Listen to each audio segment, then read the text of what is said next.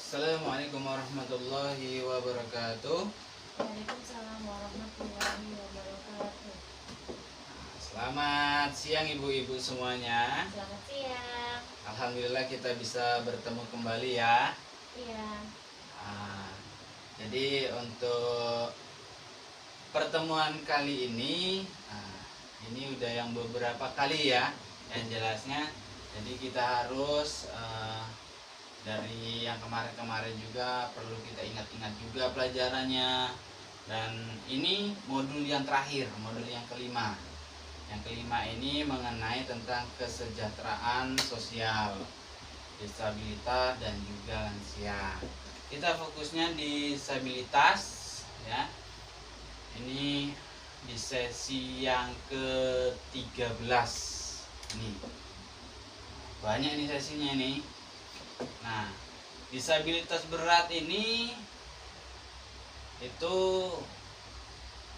anak atau yang mengalami disabilitas tidak bisa direhab lagi, tidak bisa melakukan aktivitas, pokoknya kesehariannya itu minta pertolongan dari orang lain. Disabilitas berat. Ada yang ringan, itu bisa jalan, bisa aktivitas, tapi dari sisi lain juga ada kelemahannya. Contohnya jenisnya disabilitas itu ada beberapa macam. Boleh silakan dilihat. Itu ada fisik dan juga ada beraktif juga. Nah, yang rungu sama bicara ini nggak bisa dengar dan juga itu kalau ngomong susah. Nah, kalau yang netra itu dari penglihatannya juga agak susah. Nah, ada sindrom juga. Nah, ini ada macam-macamnya, ada jenis-jenisnya disabilitas. Nah, untuk haknya ini ya yang jelasnya harus terpenuhi juga dari anak-anak yang lain juga sama persis. Jangan dibeda-bedakan. Walaupun anak tersebut disabilitas ini ibaratkan dari fisiknya segala macam itu jauh dibandingkan anak yang normal, tapi jangan dibeda-bedakan untuk masalah hak. Boleh contoh nih haknya. Hak ini ada hak untuk bersekolah. Contoh yang lain kira-kira ibu-ibu? Tidak dikucilkan. Nah, tidak dikucilkan. Oke, benar. Tidak Terus mendapat cercaan dari orang lain. ya. Kemudian Terus haknya bersekolah, hidup sehat. Ya. Dia diperlakukan sama dengan orang lain. Ya. Itu hak-haknya. Jadi jangan sampai nanti ini berhubung anaknya ini tidak mampu, ibaratkan dari aktivitas sehari-harinya itu ya lemah ibaratkan di fisiknya, kita kucilkan, jangan. Jadi kita harus sama dengan orang lain. Nah, kalau misalnya posisinya itu anak kita, gimana itu nanti? Itu misalnya orang lain itu anak orang lain itu disabilitas. Nah, itu jangan kita semena-mena. Untuk yang lain-lain juga kita ingatkan. Kalau misalnya ada yang nyaci maki, kita harus ingatkan jangan sampai nanti si korban yang dicaci maki ini nanti stres atau segala macamnya dari yang hal-hal yang dikucilkan seperti itu. Jangan sampai ya. Ini ada undang-undangnya ibu-ibu semua. Jadi penyandang disabilitasnya ada undang-undangnya. Nah, itu harus dipahami betul. Dan sampai nanti diibaratkan kita ke anak tersebut, berhubung anak ini benar-benar nggak layak ibaratkan aktivitas bersama kita abaikan, jangan ya. Nah, untuk ini kan fokusnya itu paling tidak anak tersebut kan sering di rumah. Nah, ini ada perabotan ini hal-hal benda yang sering dia gunakan itu usahakan jangan sampai pindah-pindah, karena kalau misalnya pindah-pindah nanti agak sulit untuk yang bersangkutan. Kalau misalnya dia sering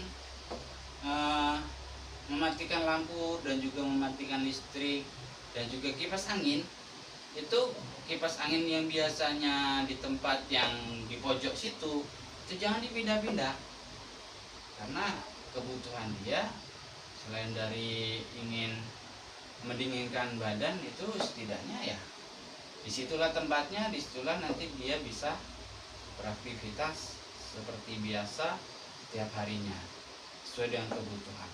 Tapi kalau dipindah, waduh repot itu nanti.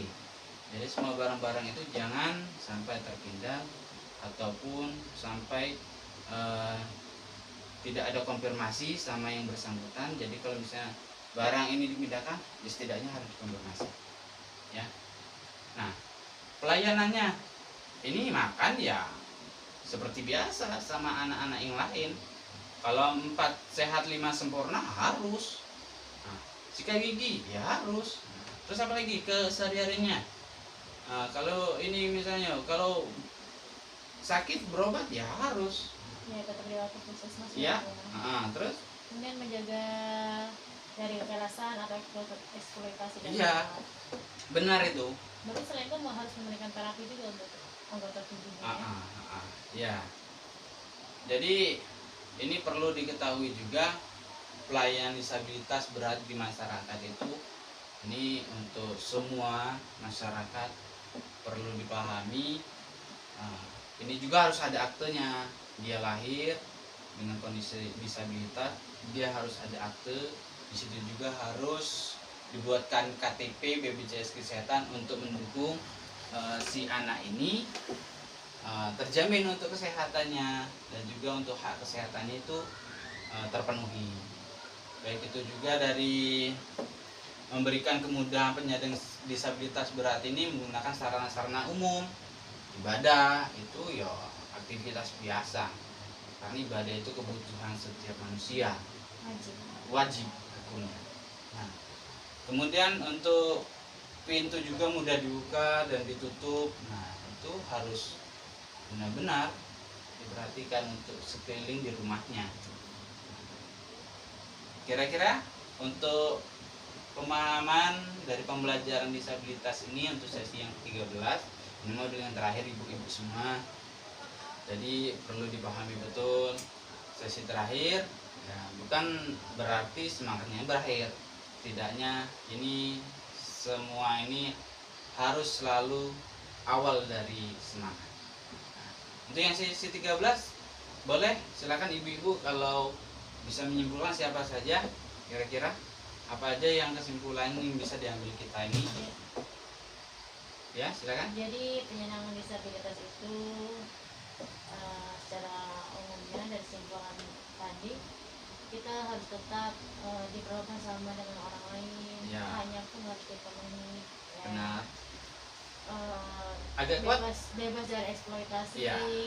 Hanya untuk hidup sehat, beribadah, berteman sama orang lain. Nah, oke. Terima kasih Ibu untuk kesimpulannya. Ya benar, Ibu yang dikatakan Ibu itu benar tadi. Jadi kita tidak boleh membeda-bedakan anak lain dan anak yang disabilitas ini ya. Karena semua hak itu sama. Saran saya untuk kedepannya ya, walaupun nanti di sekitar tetangga kita ada yang mengalami atau anaknya disabilitas, setidaknya kita memberi motivasi, memberi pemahaman. Dari pembelajaran ini kita sampaikan kepada yang bersangkutan bahwasanya hak-hak yang harus dipenuhi ini loh gitu loh. Ini loh macamnya gitu. Itu yang kita sampaikan. Oke Bu, Ibu ya semuanya ya. Jadi kedepannya perhatian kasih sayang itu jangan sampai kurang untuk anak yang perlu perhatian ini. Oke? Saya kira cukup untuk pembahasan atau pembelajaran di sesi 13 ini. Mudah-mudahan untuk yang sesi ke-14 ini nanti ke depan kita bisa menyediakan alat atau media yang lebih lengkap. Nanti kita bisa praktek ya. Prakteknya ya setidaknya pemahamannya lebih dibandingkan ini. Nah, ini sekedar pemahaman untuk gambarnya ini loh. Untuk yang sesi selanjutnya kita usahakan semaksimal mungkin. Oke ibu semua ya, terima kasih atas waktunya. Iya, sama-sama. Salam untuk keluarga di rumah. Ini penyampaiannya, ini tolong juga disampaikan sama rekan-rekan yang lainnya di masyarakat yang lain, termasuk di lingkungan kita semua. Oke ya, saya kira cukup untuk pertemuan kali ini. Wassalamualaikum warahmatullahi wabarakatuh. Waalaikumsalam warahmatullahi wabarakatuh.